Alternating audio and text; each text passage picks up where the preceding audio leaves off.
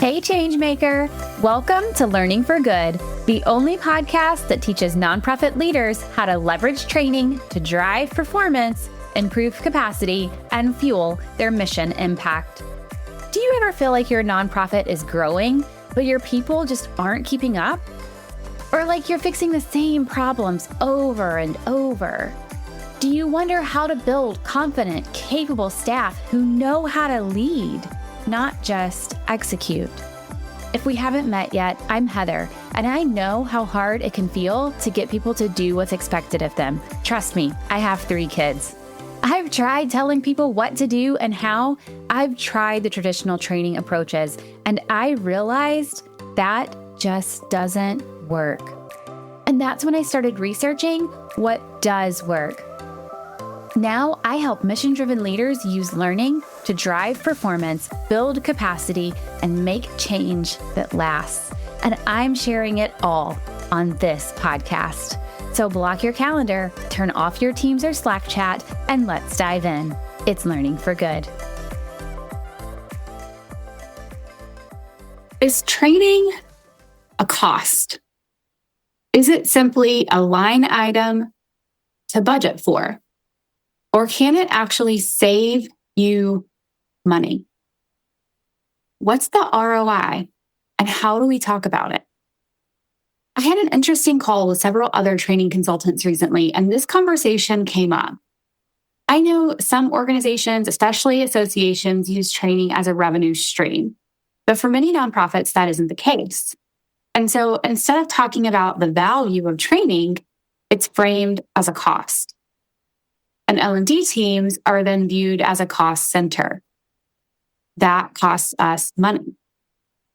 And yes, that's true, but it also brings real value, even financial savings when done right, because teams become more productive, more efficient, and more aligned. And I've invited fellow training consultant Nancy Bacon to join me today as we talk about just that. Let's dive in. It's Learning for Good.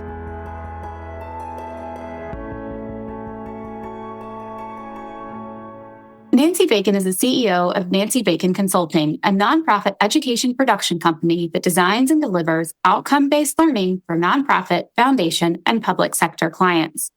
Nancy is a teacher, instructional designer, and learning strategist who has worked for over 25 years in the nonprofit sector. She co-founded the Nonprofit Learning Center and the Nonprofit Radio Show to ensure high-quality learning for the people leading small and mid-sized nonprofits. Nancy, welcome to the show. Thank you. I'm so delighted to be here with you. Yeah, I'm excited for our conversation. I know we had talked previously about how training is often viewed as a cost, but there is so much value in what training has to offer when it's done. And so I'm excited to have this conversation with you and dive in here today. Yeah, me too. I think this is at the heart of what we need to debunk, so let's do it. Yes, for sure. And this is going to help not just nonprofit leaders who are struggling with, do we invest in training, right? But also nonprofit training folks who are like, how do I talk about this? How do I talk about my work so it's not viewed as just a cost? So super excited for our conversation. Before we jump in, I always like to hear a little bit about your career journey in your own words. How did you get where you are today? I know you do a lot of training. It's all very nonprofit focused. You've got such an interesting background and experience. So tell us a little bit about how you got here today. I love the question because just seeing it in advance, it forced me to do a lot of reflection. So I'm grateful for that opportunity. I think my career is anchored in the fact that in college, I could not decide what to major in. So I decided to do what my parents wanted me to do and major in economics, which I absolutely love, and my kind of passion at the time and even now, German literature. So what do talking about Kafka and Rilke, and then understanding microeconomics. And really, that marriage of the two is still so alive in my career today. I became an ESL teacher and an ESL school director, and that really anchored me in culture and the many ways that we can show up in the world, that there's such a beautiful diversity of people globally and within our own country. And I think often about how those early experiences understanding culture is still so present in my career today. Since then, I've created 3 learning programs. So we're working within nonprofits, creating nonprofit learning programs, one in international education, one in international development, and then most recently in nonprofit learning. And I find that bringing together of the science and the arts is still so present in my life today as an educator, instructional designer, and a learning strategist. So that's been my career journey. I just started laughing as you were talking because I also could not decide what I wanted to major in college. Yeah. I changed my major, I think 4 or 5 times before I landed on English. Yeah. Why? I don't know, but here we are. It's very practical. And that's where in our line of work, we need to be good communicators, but we also need to be good analysts. And so I think that absolutely makes sense. Yeah, I definitely feel like the critical thinking skills are what bubble up in my day to day that I never would have thought I was even really learning in school. So thank you for sharing that. And I'm excited to have this conversation with you because I think it's just so needed. I know I often hear leaders talking about training as a cost. I heard it working internally at organizations. I've heard it as a consultant for organizations. I've heard it from other L&D leaders. So when you hear leaders describing training as a cost, what do you think they're missing? Why is it always viewed as a cost? Well, every cost has a potential to be an investment. So when they say cost, I hear investment. So I teach a lot of nonprofit finance, and we teach nonprofit leaders that their expenses show their values, that when you look at a P&L, you can see what their values are by what they're spending. There's a story behind the numbers. There's a purpose behind them. And so if you see costs as just costs, something that's being extracted from you, you're missing the opportunity that comes from that outlay of money. Now, we know this personally, right? Like most of us maybe eventually take a vacation. That's a cost. We might buy a new appliance. That's a cost. Why are we buying that new oven or whatever? Education is a cost. We were talking about our college experience and how that anchored our careers today. But at the time, that was a cost. Our parents or we were paying for that. At the same time, though, we know personally that each of those costs is an investment, right? A vacation is an investment in ourselves, in our ability to care for ourselves over time. Appliance is an investment in our ability to cook and gather around food. So we know that costs are investment in our personal lives.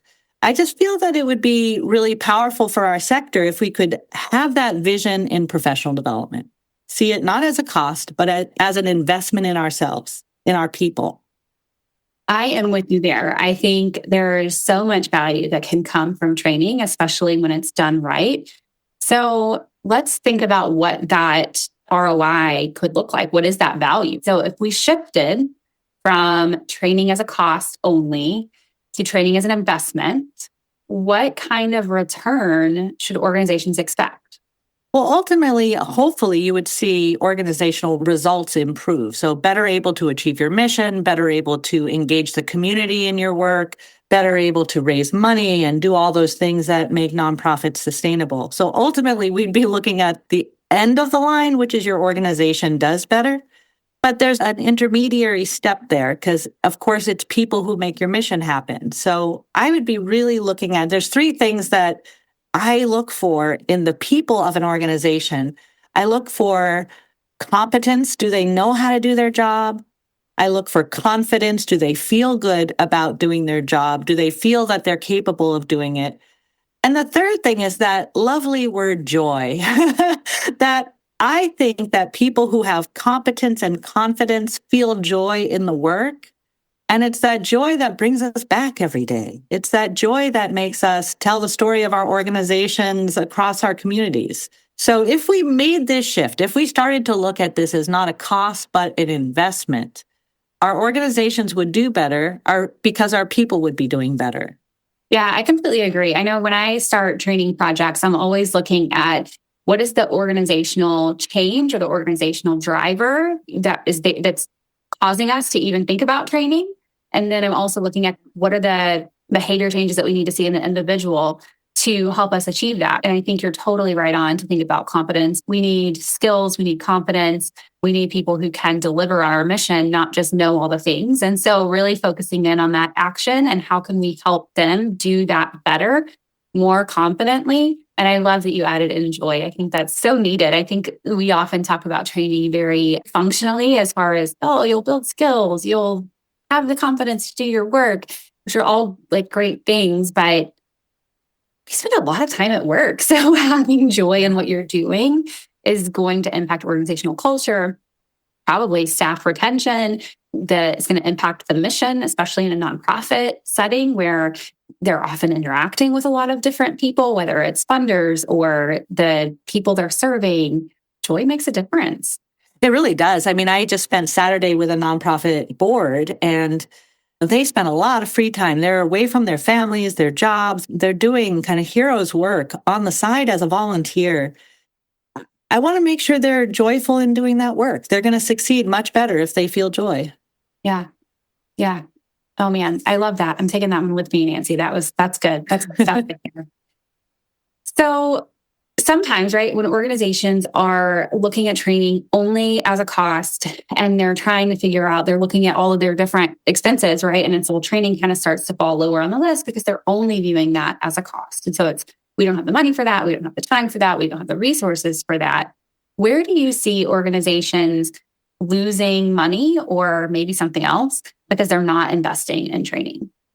Yeah, there's so many examples of this. So let's just start again with boards. One of the quotes that has stuck with me, I believe Kathy Trower said it, mediocrity is survivable. So we're at a place talking about our boards where mediocrity is survivable, that we can get through the day if we just have a mediocre board. That takes a hit on staff turnover. That takes a hit on their ability to advocate for their mission, to raise money, to build community. If we're stuck at a place of mediocrity, we are not thriving.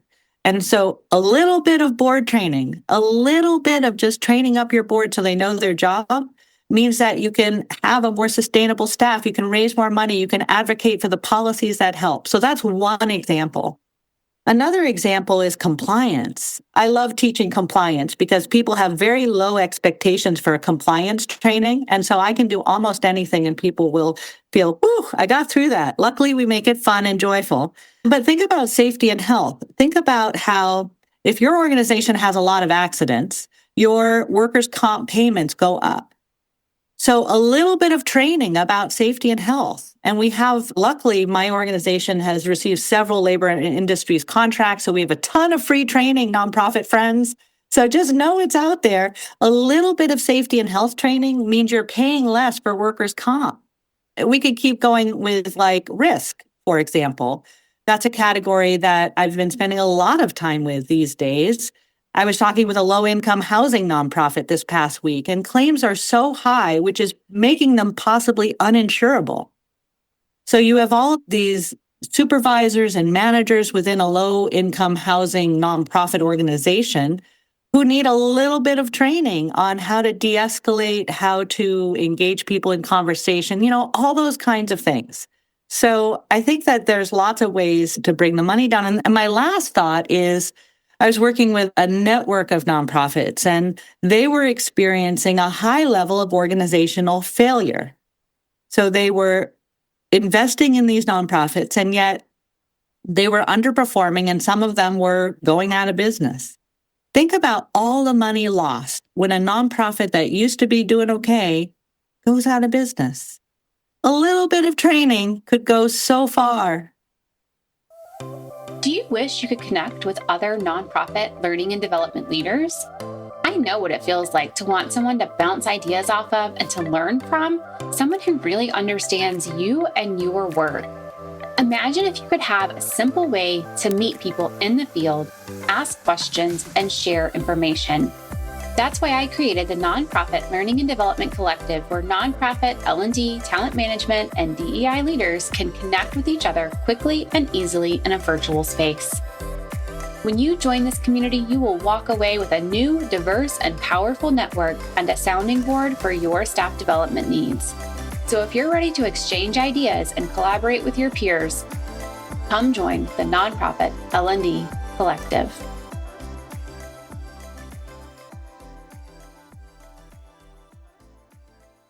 When I was thinking about this question, I went in the first direction as far as like staff turnover and things like that. the cost impacts there, but thinking about the risk involved and are you offering training and lowering risk? A lot of different areas. Say you mentioned safety as an example, health as an example. If you're lowering that risk, you're also potentially producing some cost savings there. And to your point, at the end of the day, you need to thrive and be sustainable, because if you're not, that's the ultimate loss.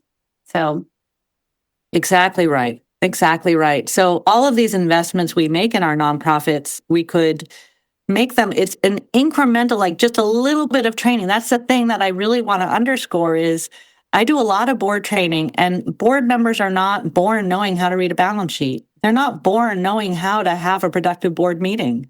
Just a little bit of tips, a few tools, they can really move from that awkward stage of not really knowing what they're supposed to be doing to a place where they can support the organization.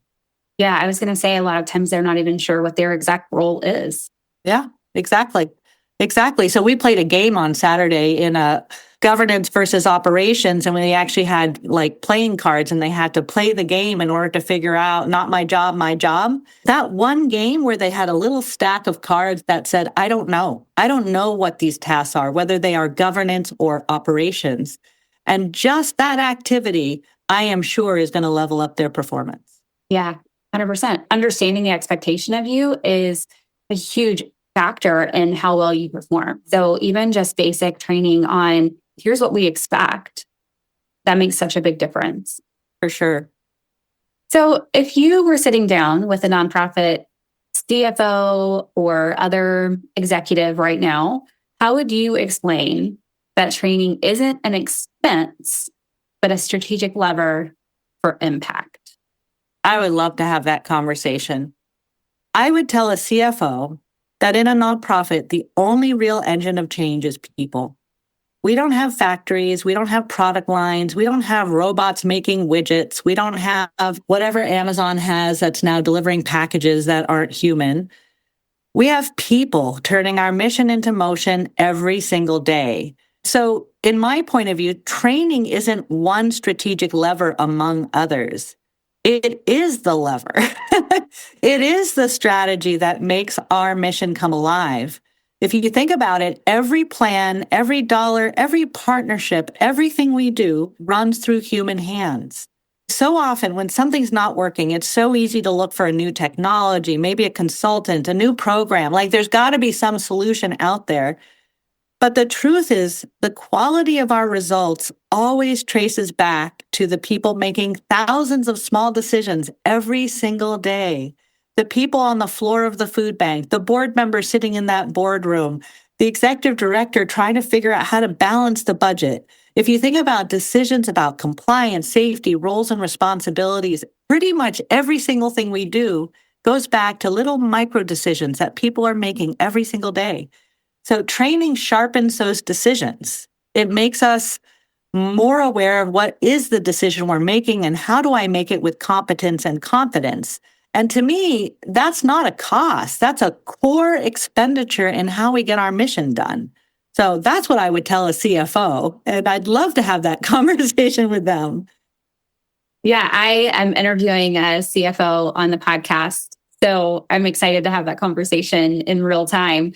What I love most about what you shared, Nancy, is not just what you said. I think everything you said is spot on, but thinking about the nonprofit training folks, the nonprofit HR folks who are listening to this episode, taking notes because they are headed into their next meeting and want to have this conversation with the other leaders at the table. I think the more we as training people can frame up the value of what we do, the better everything is going to be. That partnership, that internal partnership gets stronger.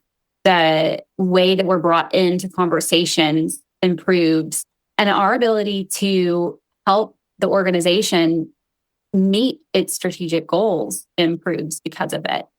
And so I'm just like, I love everything that you said, but what I love most is thinking about how people are going to be able to use what you said in their roles and to have these conversations with other nonprofit executives in the process.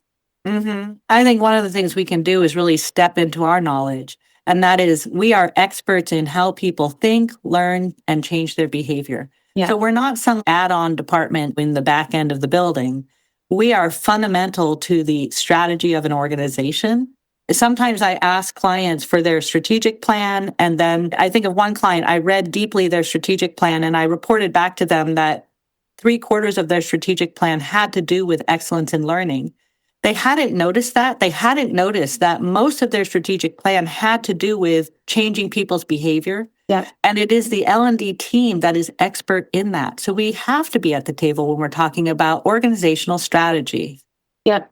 I totally agree. I have a private community for nonprofit L&D folks. And I think most of them would say, we provide so much value. We want to help. We want to be at the table. But they're not sure how to have that conversation. And I think you've given them the words to do it.